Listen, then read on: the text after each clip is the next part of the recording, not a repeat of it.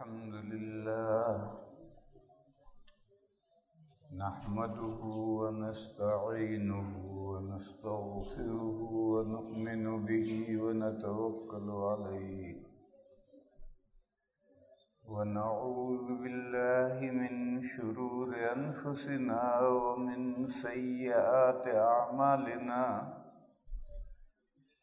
من يهده الله فلا مضل له ومن يضلل فلا هادي له وأشهد أن لا إله إلا الله وحده لا شريك له وأشهد أن سيدنا ومولانا وحبيبنا وشفيعنا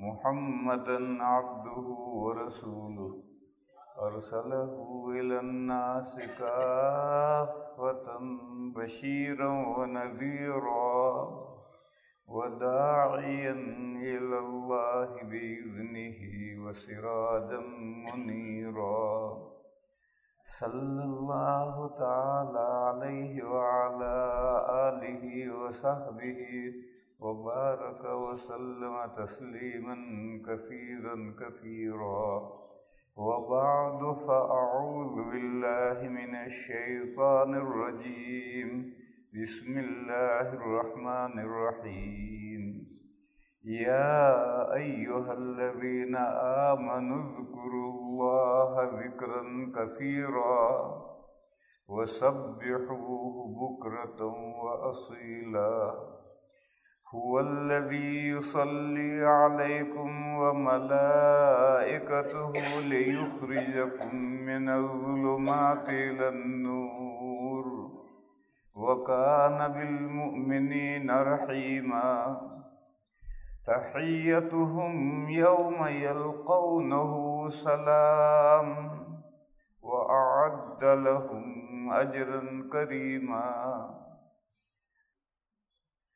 بزرگان محترم اور معزز بھائیوں،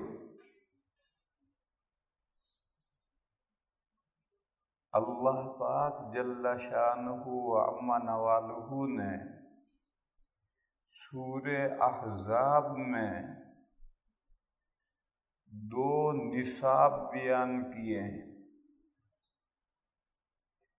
ایک نصاب ہے اللہ کے چہیتے بندوں کے لیے، مقرب بندوں کے لیے، اولیاء کے لیے، اللہ کے دوستوں کے لیے، اور دوسرا نصاب ہے عام ایمان والوں کے لیے، عام مسلمانوں کے لیے۔ ارشاد فرمایا، اے وہ لوگوں جو ایمان لائے ہو، اللہ کا بہت زیادہ ذکر کرو، اذکروا اللہ ذکرا کثیرا، اللہ تعالیٰ کا بہت زیادہ ذکر کرو۔ 5 نمازیں یہ بھی اسی میں آئی، اور صرف 5 نمازوں پر اکتفا مت کرو، ان کے علاوہ اللہ تعالیٰ کا بہت زیادہ ذکر کرو۔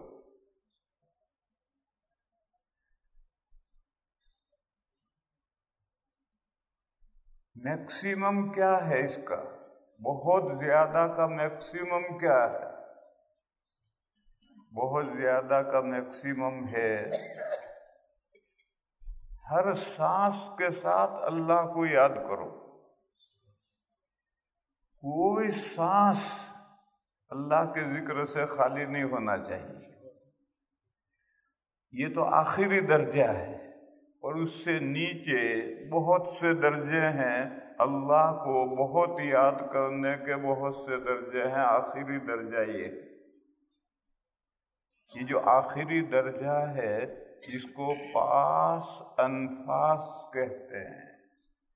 انفاس نفس کی جمع ہے، اس کے معنی ہے سانس، اور پاس فارسی کا لفظ ہے، اس کے معنی ہے خیال رکھو، سانسوں کا خیال رکھو۔ کوئی سانس اللہ کے ذکر کے بغیر نہ اندر آئے نہ باہر جائے۔ جب سانس اندر آئے تو کہو اللہ، اور سانس باہر نکلے تو کہو ہو۔ یہ جو اللہ ہے، اس اللہ کے آخر میں جو ہا ہے، اس پر جو پیش ہے وہ ہے یہ۔ تو سانس لیا اللہ ہوا کا ہو نہیں ہے، یہ اللہ کے آخر میں جو ہا ہے اس پر ہے۔ تو سانس اندر آیا نکلا اللہ کہا، اندر آیا تو اللہ کہا، نکلا تو ہو کہا۔ اس کا نام ہے پاس انفاس۔ اس کے لیے بڑی رہل سہل کرنی پڑتی ہے، یہاں تک پہنچنا آسان نہیں ہے، بہت رہل سہل کرنی پڑتی ہے، مشق کرنی پڑتی ہے، تمرین کرنی پڑتی ہے، ایکسرسائز کرنی پڑتی ہے۔ تھوڑے تھوڑے سے بڑھتے بڑھتے بڑھتے آخری اس درجے تک آدمی پہنچ جاتا ہے، اور جب اس درجے پر پہنچ جاتا ہے تو پھر جاگتے ہی نہیں، سونے کی حالت میں بھی یہی بات نکلتی رہتی ہے۔ آپ کہیں گے کہ سونے کی حالت میں کیسے نکلے گی؟ آخر سونے کی حالت میں آدمی بکتا ہے نہیں بکتا ہے؟ جو بیداری میں جو کچھ اس نے کیا ہے کہ وہ سونے کی حالت میں بکتا ہے۔ اور جو پکے حافظ ہوتے ہیں وہ تو سونے کی حالت میں قرآن پڑھنا شروع کرتے ہیں، کئی رکوع پڑھ جاتے ہیں، کوئی غلطی نہیں کرتے۔ جو ہیبٹ ہوتی ہے، عادت بن جاتی ہے، وہ سونے کی حالت میں بھی چلتی رہتی ہے۔ اور سونے کی حالت میں ہی نہیں، دماغ کمزور ہو جائے، آدھا پاگل ہو جائے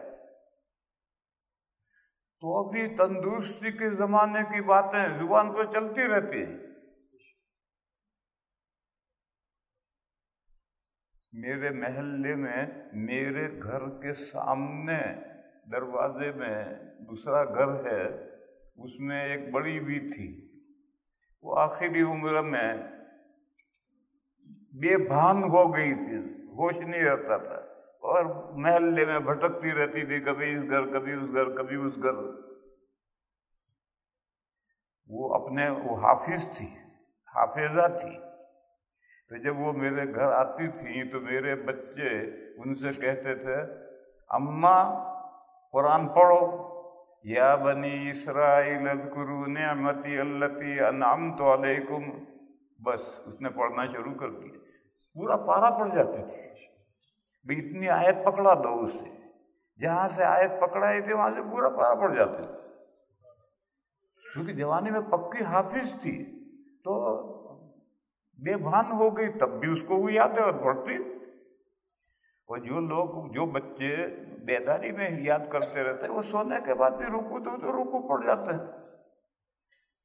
اس سے آپ یہ سمجھ سکتے ہیں کہ جب مشق اتنی ہو جائے کہ وہ ہر سانس کے ساتھ بیداری میں اللہ کہے تو سونے کے بعد بھی یہی ذکر چلتا رہتا ہے۔ اور آپ کان اگر اس کے ناک کے پاس یا منہ کے پاس لے جائیں تو اس کے سانس میں سے آپ کو سنائی دے گا اللہ۔ بہرحال ایک درجہ تو، ایک نصاب تو ہے، یہ اللہ کے مقرب بندوں کا مقام ہے، خاص بندوں کا مقام ہے، ہر بندے کا یہ مقام نہیں۔ لیکن بہرحال بندے ہی اس مقام پر پہنچتے ہیں، مومنین ہی اس مقام پر پہنچتے ہیں، کوئی فرشتے نہیں پہنچتے، فرشتوں کا تو مقام دوسرا ہے، انسان ہی اس مقام تک بھی پہنچتے ہیں۔ دوسرا نصاب ہے عام مومنین کے لیے، ان سے کہا وَسَبِّحُوهُ بُكْرَةً وَأَصِيلًا، اللہ کی پاکی بیان کرو۔ صبح تڑکے، تڑکا لفظ گجراتی میں تو دھوپ کو کہتے ہیں، اردو میں دھوپ کو نہیں کہتے، دھوپ کو دھوپ کہتے ہیں۔ صبح صادق اور سورج نکلنے کے درمیان جو روشنی ہوتی ہے، جو جھٹپٹا ہوتا ہے، اس کو تڑکا کہتے ہیں۔ تو کہا اللہ کی پاکی بیان کرو صبح تڑکے، اس میں فجر کی نماز آئی، فجر کی نماز پڑھو، یہ ٹائم ہے پورا، اور اللہ کی پاکی بیان کرو اصیل میں۔ اصیل ایسا لفظ ہے کہ اردو میں اس کا کوئی ترجمہ نہیں ہو سکتا۔ سورج سر پر سے ڈھلا اور ڈوبا نہیں، رات چھا گئی، عشاء کا وقت آ گیا، یہاں سے یہاں تک کا پورا وقت اصیل کہلاتا ہے۔ اس اصیل میں بھی اللہ کی پاکی بیان کرو، اللہ کی پاکی بیان کرو، یہ آدھا مضمون ہے۔ اللہ کی پاکی بیان کرو اس کی خوبیوں کے ساتھ ملا کر، تسبیح اور حمد یہ دونوں مل کر ایک مضمون مکمل ہوتا ہے۔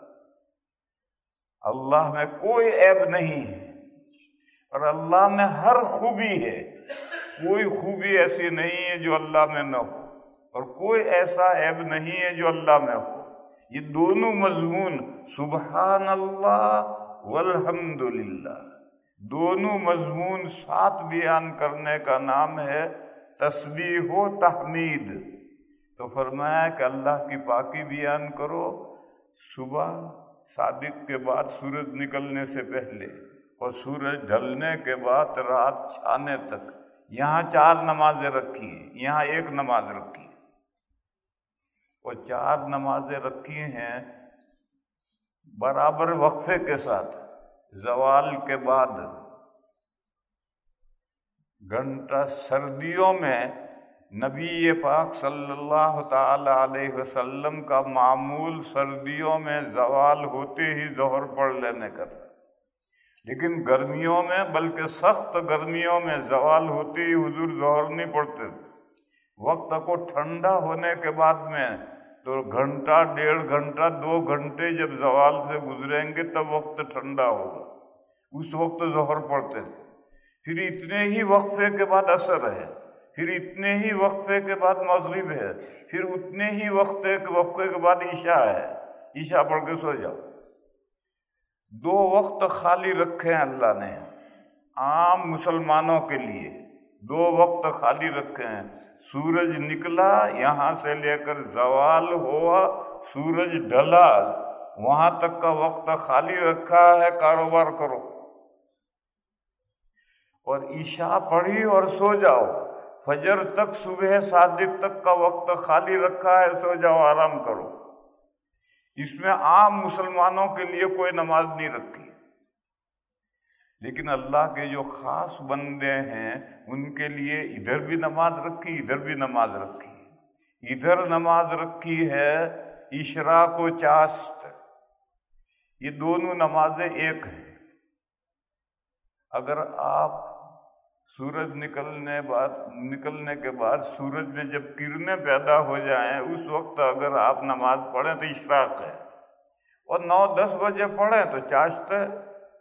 فقہا اور محدثین کے نزدیک یہ ایک ہی نماز ہے، جلدی پڑھ لو تو اس کا نام اشراق ہے، دیر سے پڑھو تو اس کا نام چاشت ہے۔ لیکن صوفیاء کرام کہتے ہیں یہ 2 نمازیں ہیں، اگر سورج نکلنے کے بعد جلدی پڑھ لو اشراق ہے، اور 9-10 بجے پڑھو تو یہ چاشت ہے۔ بہرحال دونوں کو ایک مانو، دونوں کو 2 مانو، بہرحال یہ ایک نماز رکھی ہے، لیکن یہ عام مومنین کے لیے نہیں ہے، اللہ کے مقرب بندوں کے لیے۔ جو بھی اللہ کا مقرب بندہ بننا چاہتا ہے یہ نماز پڑھے، اور عشاء کے بعد سو جاؤ، اور سونے کے بعد اٹھو اور اس کا تہجد پڑھو۔ یہ نماز بھی اللہ کے خاص بندوں کے لیے رکھی گئی ہے، عام بندوں کے لیے نہیں ہے۔ جو اللہ کا خاص بندہ بننا چاہتا ہے تو جلدی اٹھو، صبح صادق سے 1 گھنٹہ پہلے اٹھو، اٹھ کر کے تہجد پڑھو۔ تو یہ 2 وقت جو خالی رکھے تھے ان میں مقرب بندوں کے لیے تو نمازیں رکھی ہیں، اور وہ بھی فرض نہیں کی ہیں، سنت، مستحب۔ اور عام مسلمانوں کے لیے 1 نماز ادھر رکھی ہے، 4 نمازیں یہاں رکھی ہیں۔ تو فرمایا کہ اگر تم پہلا جو نصاب ہے ہر وقت اللہ کو یاد کرنا، ہر وقت اللہ کا ذکر کرنا، اگر تم اس نصاب تک نہیں پہنچ پاتے ہو تو یہ تو ہر مومن کو کرنا ہی ہے، 5 نمازیں پڑھنی ہیں، ایک صبح میں، ایک زوال سے لے کر رات چھانے تک 4 نمازیں پڑھنی۔ کیوں پڑھنی ہے؟ یہ اصل مسئلہ ہے۔ فرمایا هو الذی یصلی علیکم وملائکتہ لیخرجکم من الظلمات الی النور۔ اللہ وہ ہستی ہیں جو تم پر بے پایا رحمتیں نازل کرتے ہیں، درود بھیجتے ہیں، اور اللہ کے فرشتے بھی تمہارے لیے استغفار کرتے ہیں کہ اللہ ان مومنین سے جو کوتاہیاں ہو جائیں ان کو معاف فرما۔ تو اللہ تعالیٰ درود بھیجتے ہیں۔ درود فارسی لفظ ہے، عربی لفظ نہیں ہے، فارسی لفظ ہے، اور درود کے معنی ہے کسی کی طرف پوری طرح متوجہ ہو جانا۔ جیسے دوسری اسی صورت میں آگے آیت ہے کہ اللہ اور اللہ کے فرشتے درود بھیجتے ہیں اس پیغمبر پر۔ وہی مضمون یہاں ہے کہ اللہ تعالیٰ اور اللہ کے فرشتے درود بھیجتے ہیں تم پر، هو الذی یصلی علیکم، بے پایا رحمتیں نازل کرتے ہیں۔ کیوں رحمتیں نازل کرتے ہیں؟ اللہ تمہیں تاریکیوں سے، ڈارکنیس سے، اندھیریوں میں سے نکال کر لائٹ میں لانا چاہتے ہیں۔ وَالَّذِي يُصَلِّي عَلَيْكُمْ وَمَلَائِكَتُهُ لِيُخْرِجَكُم مِّنَ الظُّلُمَاتِ إِلَى النُّورِ۔ میرے بھائیو، لائٹ اور اندھیرا ایک تو حصی ہوتا ہے۔ اب سب لائٹ جل رہا ہے، سارا روشن ہے، اور بجلی بھاگ جائے تو ایک دم اندھیرا ہو جائے گا۔ یہ تو مادی حصی اندھیرا اور روشنی ہے۔ اور ایک معنوی روشنی اور اندھیرا۔ اندھیرا کیا ہے؟ گمراہیاں، اور روشنی کیا ہے؟ ہدایت۔ ہدایت ایک روشنی ہے، لائٹ ہے، اور گمراہیاں اندھیریاں ہیں، اور لائٹ ایک ہے اور اندھیریاں بہت ہیں، گمراہیاں بہت ہیں۔ تو فرمایا هو الذی یصلی علیکم وملائکتہ لیخرجکم من الظلمات، پلورل جمع، اندھیریوں سے نکال کر، الی النور، لائٹ ایک ہے۔ اللہ چاہتے ہیں کہ تم گمراہیوں کی اندھیریوں سے نکل کر ہدایت کی روشنی میں آؤ، مگر اس کے لیے تمہیں کچھ کرنا پڑے گا۔ وہ کیا کرنا ہے؟ 2 نصاب ہیں، ایک مقبول بندوں کا نصاب ہے اور ایک عام مومنین کا نصاب ہے۔ اس نصاب پر عمل کرو گے تو گمراہیوں سے، اندھیریوں سے، تاریکیوں سے نکل کر کے روشنی میں، لائٹ میں آؤ گے۔ قرآن کریم میں سورہ نور میں اللہ پاک کا ارشاد ہے، اللہ نور السماوات والارض۔ آسمانوں میں جس کو ہدایت کی روشنی ملی ہے وہ اللہ نے دی ہے، زمین میں جس کو ہدایت کی روشنی ملی ہے وہ اللہ نے دی ہے۔ اللہ کے علاوہ کوئی ہدایت کی روشنی دینے والا نہیں ہے۔ گمراہیاں تو بہت سے دیتے ہیں، اندھیریوں میں تو بہت سے پھنساتے ہیں۔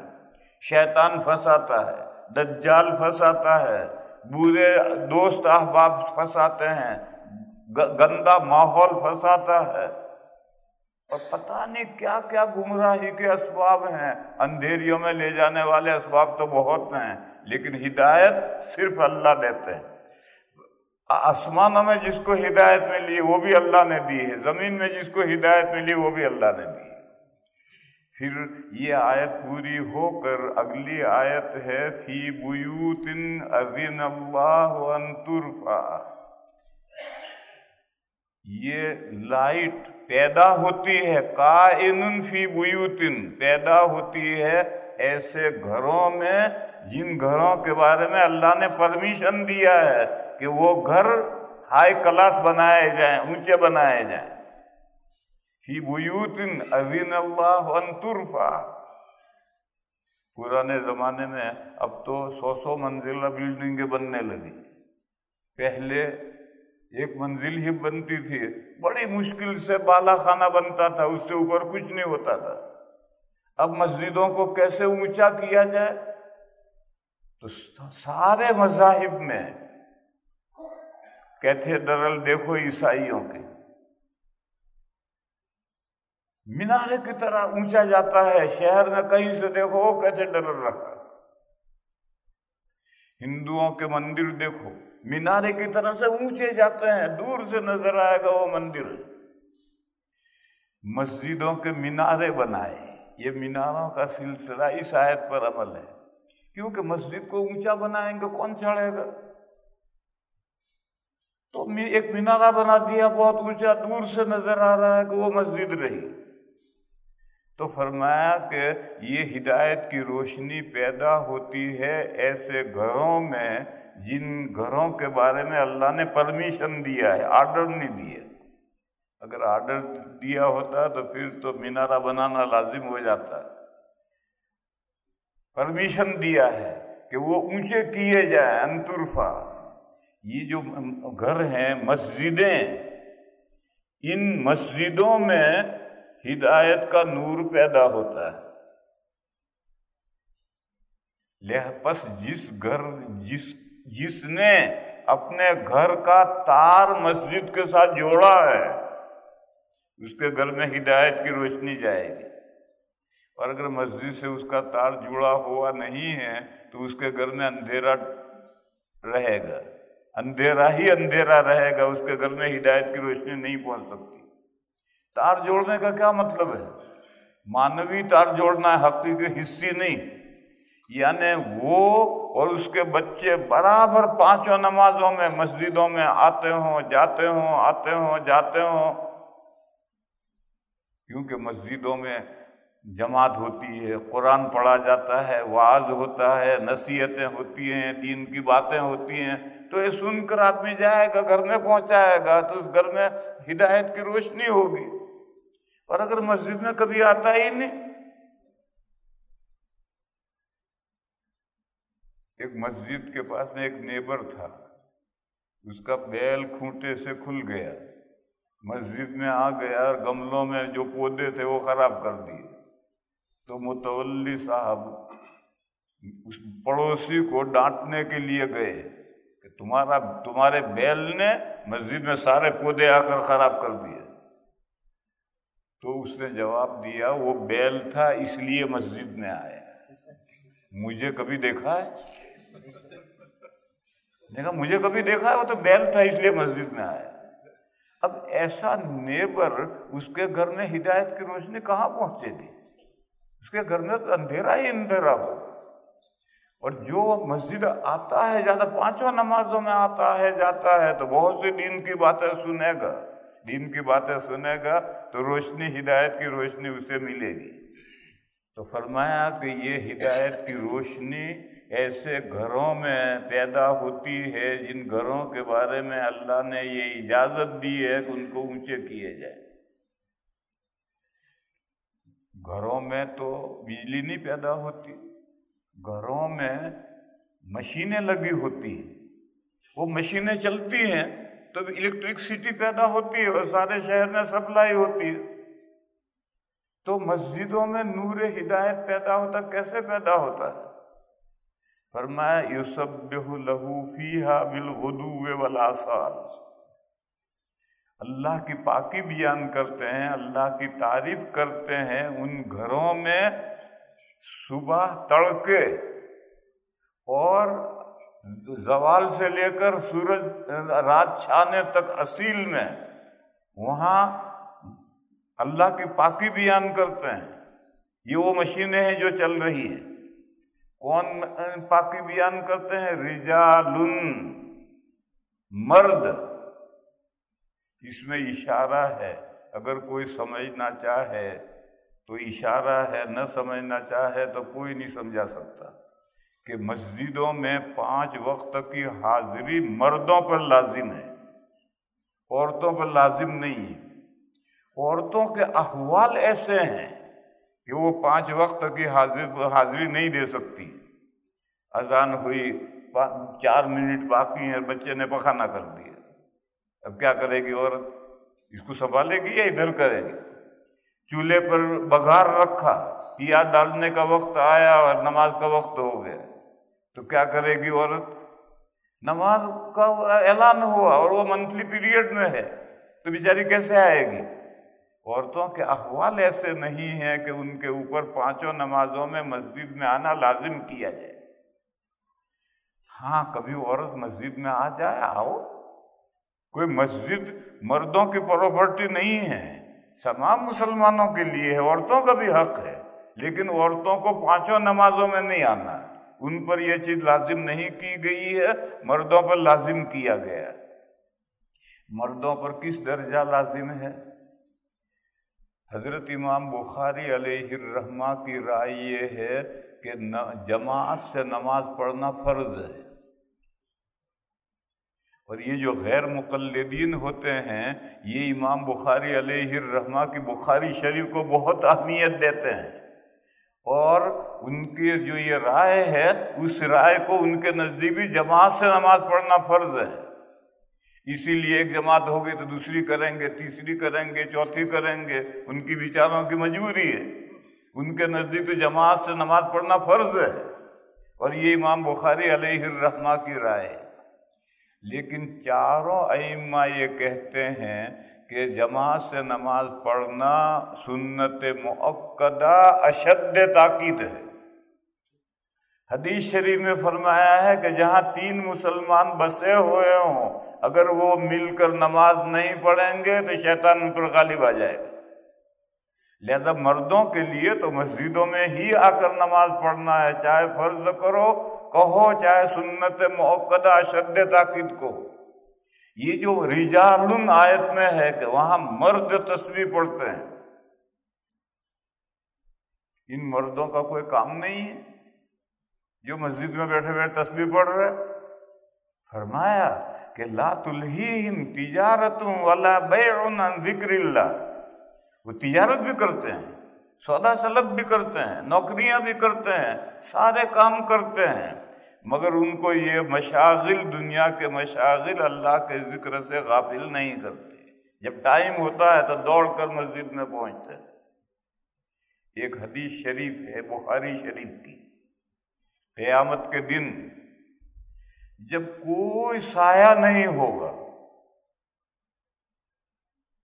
اس وقت 7 قسم کے لوگوں کو اللہ تعالی اپنا سایہ عنایت فرمائیں گے، یعنی ان کے لیے مخصوص سایہ پیدا کریں گے جس سائے میں وہ رہیں گے۔ ان 7 قسموں میں سے ایک قسم ہے رجل خرج من المسجد وقلبه معلق به، مسجد سے نکلا لیکن دل مسجد میں لٹکا ہوا ہے، اٹکا ہوا ہے، اس انتظار میں ہے کہ اگلی نماز کا وقت ہے میں مسجد میں پہنچوں۔ یہ وہ مسجدیں ہیں جن کے ساتھ تار جڑے ہوئے ہیں، جن گھروں کے، ان گھروں کے اندر ہدایت کی روشنی پہنچے گی، اور جو مسجدوں سے بے تعلق ہیں، چاہے وہ نماز پڑھتے ہو، چاہے وہ نماز، اولاً تو جو مسجد سے بے تعلق ہے وہ نماز پڑھے گا ہی نہیں، اور پڑھے گا تو کھیڑ بکھیڑ کرے گا، لیکن اس کے گھر میں اندھیرا ہی اندھیرا ہوگا، لڑکے آوارہ ہوں گے، بیوی بچے سوئے پڑے ہوں گے، وہ اٹھے گا نہیں اٹھے گا، اکیلا اٹھ کر کیا کرے گا؟ اس لیے اللہ پاک نے یہ فرمایا کہ یہ جو تمہیں 2 نصاب بتلائے ہیں، پہلا نصاب ہر وقت اللہ کو یاد کرو، دوسرا نصاب 5 نمازیں پڑھو۔ یہ نصاب اس لیے بنایا ہے کہ اللہ تعالیٰ تم پر بے حد مہربان ہیں، تم پر درود بھیجتے ہیں، فرشتے تمہارے لیے استغفار کرتے ہیں، اس لیے تاکہ تمہیں گمراہیوں کی تاریکیوں میں سے نکال کر ہدایت کی روشنی میں لائیں۔ لِيُخْرِجَكُم مِّنَ الظُّلُمَاتِ إِلَى النُّورِ وَكَانَ بِالْمُؤْمِنِينَ رَحِيمًا، اور اللہ مومنین پر رحیم ہے۔ ہم بسم اللہ پڑھتے ہیں نا، بسم اللہ الرحمن الرحیم، رحمان اللہ کی صفت ہے، رحیم بھی اللہ کی صفت ہے، دونوں کے معنی ہیں بے حد مہربان۔ پھر دونوں میں فرق کیا ہے؟ رحمان عام ہے اور رحیم خاص ہے، کیونکہ رحمان میں 5 حرف ہیں، ایک حرف کی زیادتی ہے، اور رحیم میں 4 حرف ہیں، ایک حرف کم ہے۔ اور عربی کا قاعدہ ہے کہ اگر ورڈ میں، لفظ میں الفابیٹ، حروف زیادہ ہوں تو معنی بھی زیادہ ہوتے ہیں، اور الفابیٹ کم ہو جائیں تو معنی بھی کم ہوتے ہیں۔ تو رحمان عام ہے، رحیم خاص ہے۔ رحمان کے معنی ہے ہر کسی پر مہربان، مومن پر بھی مہربان اور غیر مومن پر بھی مہربان، سب پر مہربان ہے اللہ، سب کو رزق پہنچا رہے ہیں، سب کو راحتیں دے رہے ہیں، سب دنیا میں پنپ رہے ہیں۔ اور رحیم خاص ہے، صرف مومنین پر مہربان، ایسا آخرت میں ہوگا، دنیا میں نہیں ہوگا۔ تو فرمایا وَكَانَ بِالْمُؤْمِنِينَ رَحِيمًا، رحمان نہیں آیا، رحیمن آیا۔ مومنین پر اللہ تعالیٰ خاص مہربان ہیں آخرت میں۔ اس دنیا سے جب تم گزر کر کے دوسری دنیا، اس دنیا میں تو اللہ رحمان ہے، ہر بندے پر اللہ کی مہربانی ہے، لیکن آخرت میں یہ مہربانی خاص ہوگی مومنین کے ساتھ۔ کیا مہربانی ہوگی؟ تحیتہم یوم یلقونہ سلام، مومنین کی زندہ رہنے کی دعا، یہ جو ہم علیک سلیک کرتے ہیں، السلام علیکم، تم سلامت رہو، تم سلامت رہو، یعنی زندہ تندرست رہو۔ یہ زندہ رہنے کی جو دعا ہے، یہ جب بندے اللہ کے پاس پہنچیں گے تو اللہ تعالیٰ مومنین کو سلام کریں گے۔ یاسین شریف میں ہے سلام قولا من رب الرحیم، مہربان پروردگار کی طرف سے مومنین کو سلام پہنچے گا۔ چاہیے تو یہ کہ آنے والا سلام کرے وہاں سے، لیکن آنے والا جب بہت بڑا آدمی ہوتا ہے یا پیارا آدمی ہوتا ہے تو بیٹھا ہوا اٹھ کر کے دوڑ کر استقبال کرتا ہے سلام کا، السلام علیکم۔ ہم درسگاہ میں جاتے ہیں تو ہمارا فریضہ ہے درسگاہ میں طلباء کو سلام کرنے کا، لیکن طلباء ہم سے ہمیں پہلے سے سلام کرنے لگتے ہیں۔ تو اللہ تعالیٰ کے نزدیک یہ پیاری مخلوق آئی ہے، یہ مومنین اللہ کے پیارے بندے آئے ہیں، تو اللہ تعالیٰ انہیں سلام کریں گے، یہ ہے خاص مہربانی۔ اور جس کو اللہ یہ کہے کہ تم سلامت رہو، پھر ان کو کوئی تکلیف اور گزن کہاں سے پہنچ سکتی ہے؟ جسے رکھے اللہ اسے کون چکے؟ تو کہا تحیتہم یوم یلقونہ سلام، مومنین کی زندہ رہنے کی دعا، جس دن مومنین اللہ سے ملاقات کریں گے سلام ہے، یعنی اللہ تعالیٰ بندوں کو سلام کریں، تحیتہم یوم یلقونہ سلام۔ دوسرا وَأَعَدَّ لَهُمْ أَجْرًا كَرِيمًا، اور اللہ تعالیٰ نے مومنین کے لیے عزت والی روزی تیار کر رکھی ہے، جنت۔ یہ جنت مومنین کے لیے عزت والی روزی ہے۔ ہماری دکان پر غریب آتا ہے جھولی لے کر، تو ہم روپیہ پھینکتے ہیں، لے، یا گھر پر آ کر کے غریب کھڑا ہوتا ہے تو ہم روٹی سالن لا کر اس کے ہاتھ میں پٹکتے ہیں، لے۔ یہ بھیک کا لقمہ ہے، اس میں کوئی رسپیکٹ نہیں، غریب کی حاجت پوری کرتے ہیں ہم۔ اللہ نے جو جنت تیار کی ہے وہ بھیک کا لقمہ نہیں ہے، وہ اجرن کریمن ہے، رسپیکٹیبل، عزت والی روزی ہے جو اللہ تعالیٰ نے مہیا کر رکھی ہے۔ یہ دو باتیں ہیں، جب مومنین اللہ سے ملیں تو اللہ کی طرف سے مومنین کو سلام، اور پھر جنت میں جاؤ جو مومنین کے لیے عزت والی روزی ہے۔ یہ دو، اللہ تعالیٰ رحیم ہے مومنین پر، رحمان تو سب پر ہے، آخرت میں رحیم ہے، مومنین کے لیے دو نعمتیں تیار ہیں۔ یہ وہ آیتیں ہیں جو میں نے پڑھی تھی۔ ان آیتوں کا خود حاصل کیا ہے؟ حاصل یہ ہے کہ دنیا میں، یہ دنیا جو ہماری ہے یہ بھول بھلیاں ہیں۔ بھول بھلیاں یہاں تو ہے نہیں، اور اب زمانہ بھی بدل گیا ہے، بھول بھلیاں رہی بھی نہیں۔ پہلے بھول بھلیاں بنتی تھی۔ لکھنؤ میں شیعوں کا ایک بڑا امام باڑہ ہے، اس امام باڑے کے اندر بھول بھلیاں بنی ہوئی ہیں۔ دہلی میں بھی ایک بھول بھلیاں مگر وہ چھوٹی ہے، اور لکھنؤ میں اس میں پورے امام باڑے کے اندر بھول بھلیاں ہیں۔ لوگ دیکھنے کے لیے جاتے ہیں۔ ایک مرتبہ ہم دیکھنے کے لیے گئے، ٹکٹ لینا پڑتا ہے۔ ٹکٹ ہم نے لیا تو وہاں ایک نوجوان کھڑا تھا، اس نے کہا میرا بھی ٹکٹ لو، وہ گائیڈ تھا۔ ہم نے کہا بھئی ہمیں گائیڈ کی ضرورت نہیں، ہم تو خود چڑھیں گے۔ اس نے کہا نہیں چڑھ سکو گے۔ ہم نے کہا چڑھیں گے، ہمیں معلوم تھا کہ بھول بھلیاں ہیں۔ تو ہم زینے پر چڑھتے رہے چڑھتے رہے چڑھتے رہے چڑھتے رہے، اور ہم تو اچانک نیچے آ گئے۔ اب وہ کھڑا کھڑا ہنس رہا ہے۔ اس نے کہا میرا ٹکٹ لو، نہیں چڑھ سکو گے۔ ہم نے کہا کہ نہیں بھائی ہم چڑھیں گے، اور سب نے 10-15 ساتھی تھے کہ خیال رکھو کہاں بھول ہوتی۔ پھر بہت خیال رکھ کر چڑھتے گئے چڑھتے گئے چڑھتے گئے، ہم تو نیچے آ گئے۔ پھر ہم نے اس سے کہا کہ ہم تیرا ٹکٹ لیتے ہیں، لیکن ایک شرط ہے کہ تجھے ہمیں بتانا پڑے گا کہ ہم بھولتے کہاں ہیں۔ اس نے کہا بتاؤں گا۔ اس کا ٹکٹ لیا، وہ لے کر چلا۔ آدھے راستے تک پہنچ کر اس نے جیب میں سے ماچس نکالی اور جلائی، تو سائڈ پر ایک پتلا سا سوراخ تھا، آدمی اس میں گھس سکے ایسا۔ کہا میرے پیچھے آؤ۔ وہ ایک قدم ادھر چلے گئے تو وہاں ویسا ہی دوسرا زینا ہے، اور اس پہ چڑھے تو اوپر چھت پر پہنچ گئے۔ اس نے کہا یہاں بھولتا ہے، یہ اندھیرے میں نظر نہیں آتا، اور اسی زینے پر چلتا رہے گا تو نیچے پہنچے گا، اور اس میں سے گھس کر ایک قدم ادھر آ کر اس زینے پر چڑھے گا تو اوپر پہنچے گا۔ خیر اوپر گئے، چاروں طرف دیکھا دیکھا، پھر ہم نے اس سے کہا کہ اب ہم نیچے اترتے ہیں۔ اس نے کہا نہیں اتر سکوں گا۔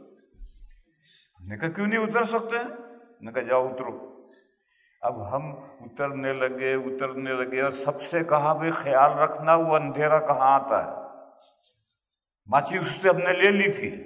ہم تو اترتے گئے، وہ اندھیرا تو آیا ہی نہیں، اور ہم تو پھر چھت پہ پہنچ گئے۔ تو وہ کھڑا کھڑا ہنس رہا ہے۔ پھر ہم نے اس سے کہا کہ چل تو بتا ہم کہاں بھولتے ہیں۔ اس نے کہا بتاؤں گا۔ وہ ہمیں لے کر اترا، اور آدھے زینے پر جا کر کہا کہ دیکھو اب سیدھے مت جاؤ، اب میرے پیچھے آؤ، اور وہ دیوار سے لگ کر گیا 2 زینے، ہم اس کے پیچھے گئے، نیچے پہنچ گئے۔ اس نے کہا اگر یہاں سیدھے چلتے رہو گے تو اوپر جاؤ، اور دیوار سے چمٹ کر چلو گے 2-3 زینے تو نیچے پہنچ جاؤ۔ یہ ہندوستان میں یہ سب بھول بھلیاں ہوتی تھی پہلے بادشاہوں کے زمانے میں۔ یہ امام باڑے میں یہ بھول بھلیاں کیوں بنائی تھی؟ امام باڑے میں محرم کے 10 دنوں میں ماتم ہوتا ہے، اور لکھنؤ کے نواب شیعہ تھے، تو جب ماتم ہوتا تھا تو ان کی بیگمات اوپر آ کر بیٹھتی تھی، اور اندر نیچے ماتم ہو رہا وہ دیکھتی تھی، تو بھول بھلیاں بنایا تھا کہ کوئی ان بیگمات تک پہنچ ہی نہ سکے۔ اس مقصد سے وہ بھول بھلیاں بنائی تھی۔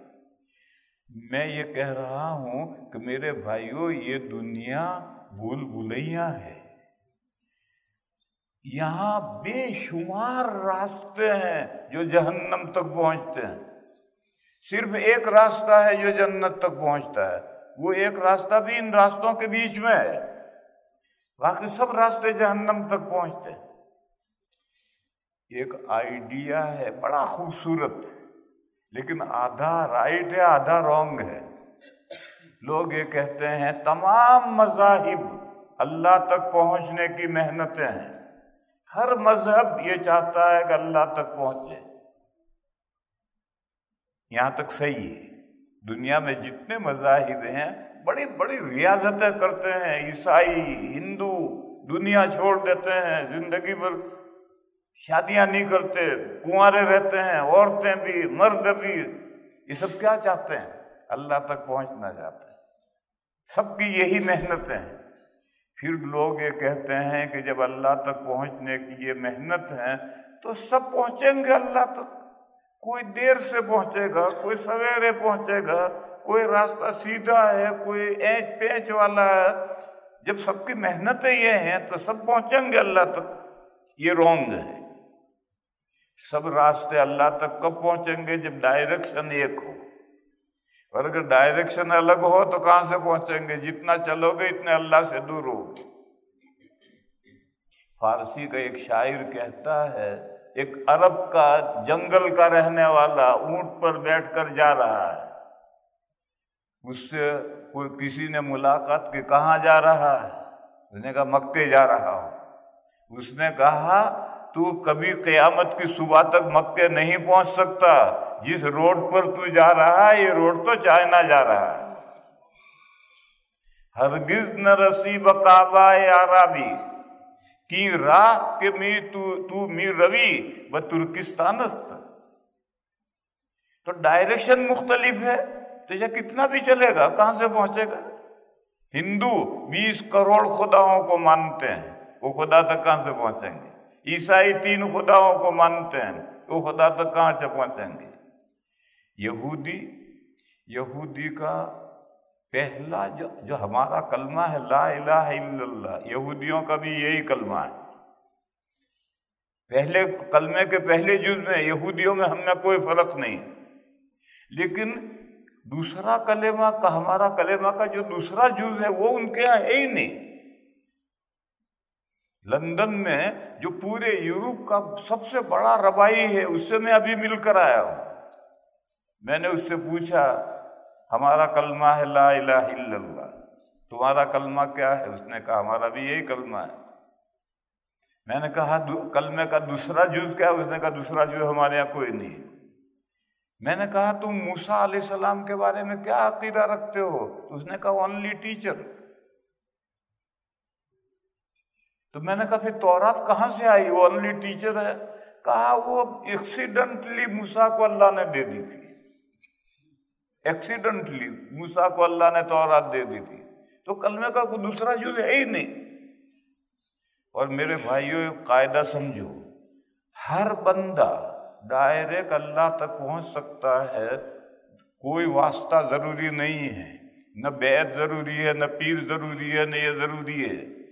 عقیدے صحیح چاہیے، اہل السنہ والجماعہ کے جو عقیدے ہیں وہ چاہیے، اور جو 5 ارکان ہیں اس پر مضبوطی سے عمل چاہیے، اور جو کبیرہ گناہ ہیں ان سے پورا بچنا چاہیے، جنت میں پہنچے گا۔ تو اللہ تک پہنچنے کے لیے کسی واسطے کی ضرورت نہیں ہے، ایمان اور عمل صالح کی ضرورت ہے، مگر اللہ کی ہدایتیں بندوں تک بلا واسطہ نہیں آتی، اس میں بیچ میں واسطہ چاہیے۔ پہلا واسطہ تو فرشتے کا ہوگا، پھر دوسرا واسطہ نبی کا ہوگا، پھر وہ نبی انسانوں تک اللہ کی ہدایتیں پہنچائے گا، اور وہ نبی جو اللہ کی ہدایتیں لایا ہے وہ آئیڈیل ہوگا، جو اللہ کو ہمارے حضور قرآن لائے۔ قرآن کا آئیڈیل کیا ہے؟ خود حضور کی ذات آئیڈیل ہے۔ حضرت عائشہ صدیقہ رضی اللہ تعالی عنہا سے کسی نے پوچھا کہ حضور کے اخلاق کیا تھے؟ تو حضرت نے فرمایا، حضرت عائشہ نے فرمایا کان خلق القرآن، حضور کے اخلاق یہی قرآن تھے۔ قرآن نے جن اخلاق حسنہ کی تعلیم دی ہے، حضور اس کا آئیڈیل تھے، نمونہ تھے، اسوہ تھے۔ تو اللہ کے یہاں سے ہدایت لائے گا بھی، جبرائیل لیں گے، نبی کو پہنچائیں گے، اور نبی لوگوں کو پہنچائے گا۔ پھر جو اللہ کے یہاں سے ہدایت لائے اس کا نمونہ اور اسوہ وہ خود بنے گا، تو اس کو دیکھ کر دوسرے انسان کاپی کریں گے۔ تو ان کا دوسرا جز ہے ہی نہیں۔ جب دوسرا جز ہے ہی نہیں تو میں نے ان سے ایک بات پوچھی، تم کیا پڑھتے ہو؟ انہوں نے کہا تالمود۔ وہاں ان کے کتب خانے میں مدرسے میں گیا تھا اور وہاں سب پڑھ رہے تھے، 2 مل کر کے پڑھ رہے تھے۔ کہ یہ کیا پڑھ رہے ہیں سب؟ تو انہوں نے کہا تالمود پڑھ رہے ہیں۔ تالمود بنی اسرائیل کے قاضیوں کے فیصلے ہیں، اور موسیٰ علیہ السلام کی تورات کو نہیں پڑھتے، موسیٰ علیہ السلام کی تورات نہیں پڑھتے، تالمود پڑھتے۔ ہر ایک تالمود لیے بیٹھا تھا۔ جیسے ہمارے اندر ایک طبقہ ہے جو اپنے آپ کو اہل حدیث کہتا ہے، وہ حدیثیں ہر وقت حدیثیں، حدیثوں میں بھی بخاری شریف، اور قرآن شریف نہیں پڑھے گا، قرآن شریف کا جتنا اہتمام کرنا چاہے نہیں کرے گا، حدیث ایک پیچھے رات اور دن۔ وہ بھی تالمود پڑھ رہے ہیں، تورات نہیں پڑھ رہے۔ تو اس لیے میرے بھائیوں، ہندو 20 کروڑ خداؤں کو پوجتے ہیں، عیسائی 3 خداؤں کو پوجتے ہیں، مجوسی 2 خداؤں کو پوجتے ہیں، بدھسٹ بدھا کو پوجتے ہیں، وہ اللہ کو مانتے ہی نہیں۔ کمیونسٹوں کے یہاں کوئی اس کائنات کے بیہائنڈ کوئی مائنڈ ہے ہی نہیں، پوری کائنات آٹومیٹکلی چل رہی ہے۔ اب یہ سب کا ڈائریکشن ہے، اب کتنی بھی محنت کرو گے، ریاضتیں کرو گے، اللہ تک کہاں سے پہنچو گے؟ اللہ تک تو وہ پہنچے گا جو صرف اللہ کی بندگی کرتا ہے۔ فرمایا قل انما انا بشر مثلکم، سورہ کہف کی آخری آیت ہے، کہیے کہ میں تم ہی جیسا ایک انسان ہوں، مگر میرے اندر ایک سرخاب کا پر لگ رہا ہے۔ یوحا الی انما الہکم الہ واحد، میری طرف اللہ نے یہ وحی کی ہے کہ تمہارا معبود ایک معبود ہے۔ فمن کان یرجو لقاء ربہ، بس جو شخص چاہتا ہے کہ اپنے پروردگار سے ملاقات کرے، فلیعمل عملا صالحا، بس چاہیے کہ وہ نیک کام کرے، ولا یشرک بعبادت ربہ احدا، اور اللہ کی بندگی میں، ورشپ میں، عبادت میں کسی کو پارٹنر نہ بنائے۔ اگر تجھے اللہ سے ملاقات کرنی ہے، صرف اللہ کی عبادت کر۔ اس ڈائریکشن پر جو جائے گا وہی تو اللہ تک پہنچے گا، اور ڈائریکشن ہی ادھر ادھر ہے تو کتنا بھی چلے گا نہیں پہنچے گا۔ اس لیے میرے بھائیوں، اپنے ایمان کی قدر کرو۔ اللہ نے ہمیں یہ نعمت بغیر استحقاق کے دے دی۔ ہمارا کوئی، ہم سے بڑے بڑے عقل مند دنیا میں پڑے ہوئے ہیں، ان کو ہدایت کا راستہ نہیں ملا، اللہ نے ہمیں دیا ہے، اس نعمت کی قدر کرو۔ مسجدوں سے رابطہ رکھو، مسجدوں سے تار جوڑے رکھو، تمام نمازیں 5 مسجدوں میں پابندی سے پڑھو، اور اللہ کی وحدہ لا شریک لہ کی بندگی کرو، عبادت کرو، کسی کو اس میں پارٹنر مت بناؤ۔ دکھلاوا، سنانا، یہ بھی پارٹنر بنانا ہے۔ خالص اللہ کی بندگی جو کرے گا وہی اللہ تک پہنچے گا۔ بس یہ جو نظریہ ہے آدھا تو صحیح آدھا رونگ ہے، کہ تمام مذاہب کی محنت اللہ تک پہنچنے کے لیے